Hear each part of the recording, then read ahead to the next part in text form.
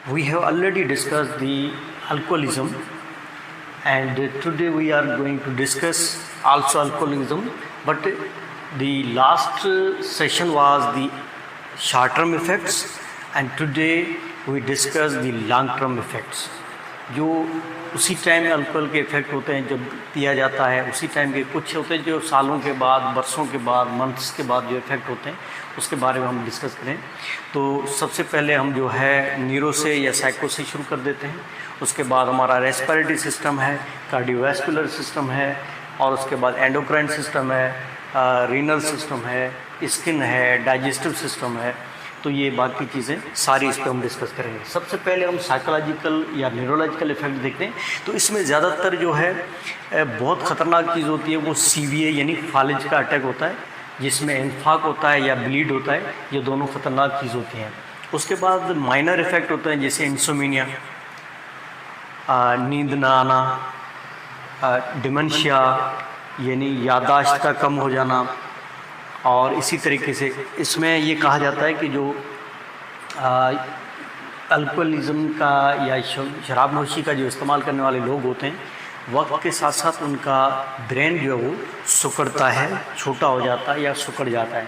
उसकी वजह से क्या होता है कि उनकी जो डिमेंशिया भी होता है, उसकी याददाश्त का कम रहना, डिप्रेशन भी होता है, काफ़ी साइकोलॉजिकल और भी इश्यूज़ हो जाते हैं, तो सुइसाइडल अटैम्प्ट भी हो जाते हैं। तो ये हमारे साइकोलॉजिकल इफ़ेक्ट्स हैं। और बिहेवियर चेंज होता है। अब ख़ास तौर पे देखा गया है कि जो ये नशा करने वाले लोग होते हैं उनका बिहेवियर का कुछ पता नहीं होता। वो हमारे एक बार अगर आपसे मिलते हैं, जिस टाइम वो फ्रेश होते हैं तो आपको उसी बिहेवियर से मिलेंगे। फिर अगर आप जाते हो तो उसने कुछ किया होता है, या वो विड्रॉल होता है, या उसके बाद मिला नहीं होता है, तो नशा। तो इसी कंडीशन में उसकी जो कंडीशन होती है कि वो बहुत अजीब से उसका रवैया होता है, उसका बिहेवियर ऑलरेडी जो होता है उससे बिल्कुल चेंज होता है। तो ये चीज़ें होती हैं, ये बहुत ख़तरनाक चीज़ें हैं। और काफ़ी लोग इसमें जब सुइसाइडल अटैम्प्ट भी कर लेते हैं, उसकी वजह ये है कि या तो फिर शराब नोशी करते हैं, फिर छोड़ देते हैं, तो उनके पास कोई फाइनेंशियल इशू की वजह से, या उसको जो है ना कोई घर के प्रेशर की वजह से जब छोड़ देते हैं तो वो उनसे बर्दाश्त नहीं होता, फिर वो सुइसाइड या खुदकुशी कर लेते हैं। अच्छा, उसके अलावा रेस्पिरेटरी सिस्टम, जैसे शराब नोशी करने वाला जो होता है, आपने देखा होगा उसके सांस में स्मेल होती है उसकी।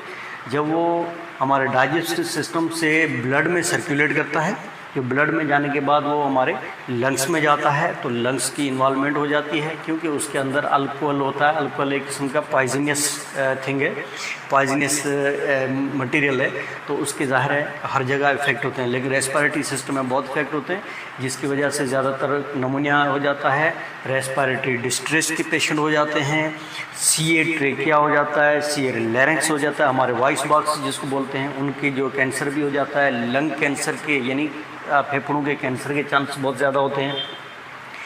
इसमें इम्यूनिटी पावर जो डिस्टर्ब हो जाता है, तो उसकी वजह से उनको बार बार रिपीटेड चेस्ट इन्फेक्शन के चांस होते हैं। तो ये सारी चीज़ें जो हमारे जो है अस्थमा भी हो जाता है, तो ये रेस्पिरेटरी सिस्टम जो उसकी भी इन्वॉल्वमेंट होती है। उसके बाद है डाइजेस्टिव सिस्टम।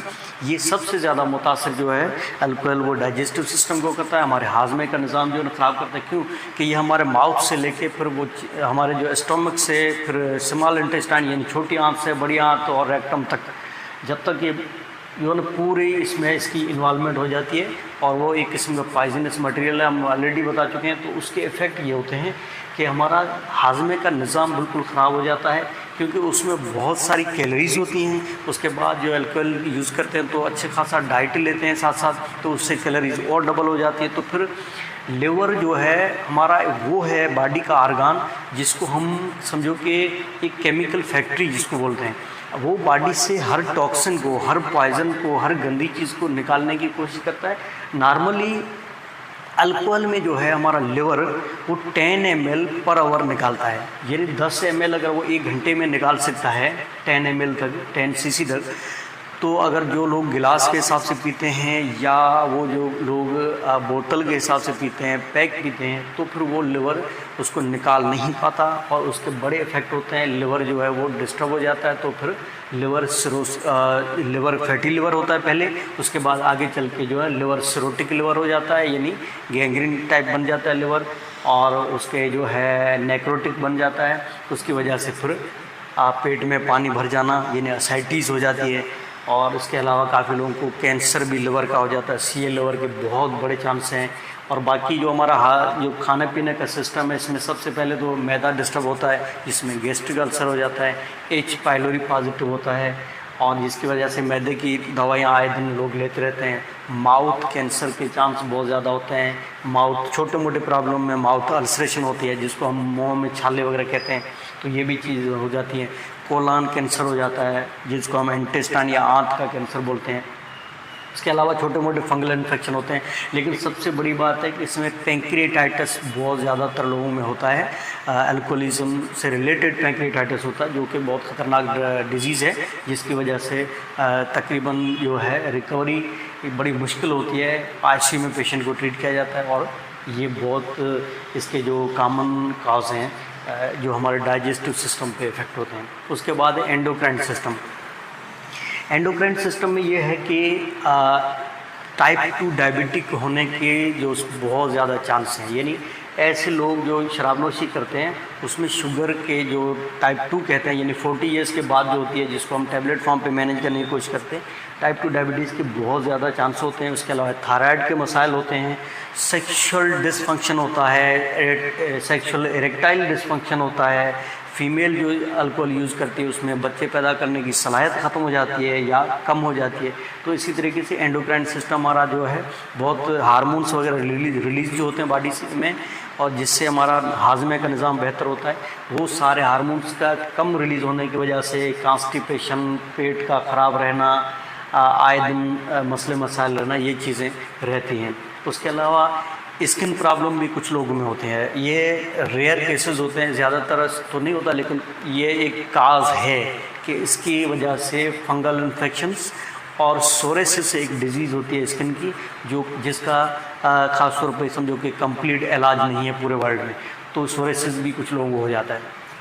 उसके बाद कार्डियोवैस्कुलर सिस्टम हमारा जो होता है, यानी हमारे जो जिसमें हमारे ब्लड की सर्कुलेशन वगैरह होती है पूरी बॉडी में, वो निज़ाम हमारा इतने बुरे तरीके से धर्मभ्रम होता है, जिसमें हाई ब्लड प्रेशर होना बहुत ज़्यादा चांस होते हैं, कोलेस्ट्रॉल लेवल का बढ़ जाना बहुत ज़्यादा चांस होते हैं, क्योंकि कोलेस्ट्रॉल लेवल तो बढ़ेगा क्योंकि उसमें इतनी कैलोरीज़ होती हैं, तो फैटी लिवर हो जाता है। उसके साथ साथ जब कोलेस्ट्रॉल जो है हमारी शरीयानों में, हमारी नसों में या हमारे जो वेंस में, आर्टरीज़ में जब ये घूमता है तो फिर वो प्लाग बनाता है, और जिस वजह से वो प्लाग बनने की वजह से अटैक के चांस बहुत ज़्यादा होते हैं, हार्ट अटैक यानी MI के चांस होते हैं।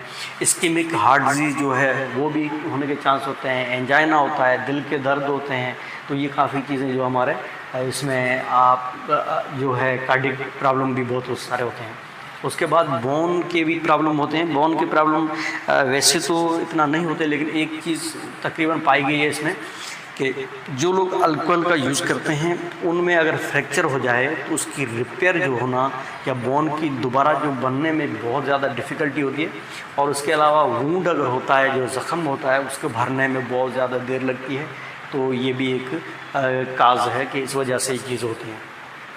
आखिर में और तो काफ़ी प्रॉब्लम है, लेकिन रीनल फंक्शन हमारा जो है, जो गुर्दे का निज़ाम जो है हमारा, यानी हमारा पेशाब का जो निज़ाम है, ये बहुत ख़तरनाक तरीके से मुतासर होता है। क्यों कि जो लिवर जिस तरीके से बॉडी से पॉइजन से या गंदी चीज़ें निकालता है, इस तरीके से उसके बाद जो रह जाते हैं वो गुर्दा निकालने की कोशिश करता है। हमारे किडनीज़ जो है ना वो बहुत बड़ा काम करती हैं, फ़िल्टर करती हैं जितने भी बॉडी में टॉक्सिक होते हैं, जितने गंदे मटेरियल होते हैं, जितने नमकियात एक्स्ट्रा होते हैं, जितनी पॉइजनियस चीज़ें होती हैं, वो सारे हमारे जो है रीनल यानी गुर्दा निकालता है। लेकिन जब ये चीज़ उसके ऊपर प्रेशर पड़ता है वो अल्कोहलिज्म का, तो गुर्दे जो है ज़्यादातर काफ़ी मुतासर होते हैं। लेकिन आपने ये चीज़ तो नोट की होगी, जो लोग अल्कोहल यूज़ करते हैं उसके बाद बार बार वॉशरूम जाते हैं, उसको बार बार पेशाब करने के लिए जाना पड़ता है, तो उसमें पॉलीयूरिया कहते हैं, यानी बार बार पेशाब आके किस तरीके से वो टॉक्सिन निकलते हैं बॉडी से। और उसके अलावा आगे चल के फिर एक्यूट रीनल फेलियर यानी गुर्दे का फेल हो जाना, और जो आर्जी तौर पे होता है, या क्रॉनिक रीनल फेलियर के चांसेस होते हैं बहुत ज़्यादा। बाकी सोशली वायलेंस जो इस तरीके से दुनिया के कुछ ऐसे ममालिक हैं जिसमें इसको बुरे तरीके से देखा जाता है, तो इस तरीके या माशरे में जिसको बुरे तरीके से देखा जाता है कि ये अच्छी चीज़ नहीं है, तो ये चीज़ें तो हैं, एक किस्म का प्रॉब्लम है।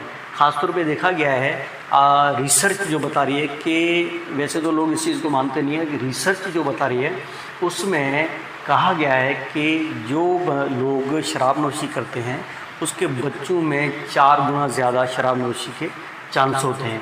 और सबसे ज़्यादा जो है इसके आखिर में जो है मेंटल इफ़ेक्ट इसलिए होते हैं क्योंकि इसमें स्पिरिचुअलिटी का भी इन्वॉल्वमेंट है।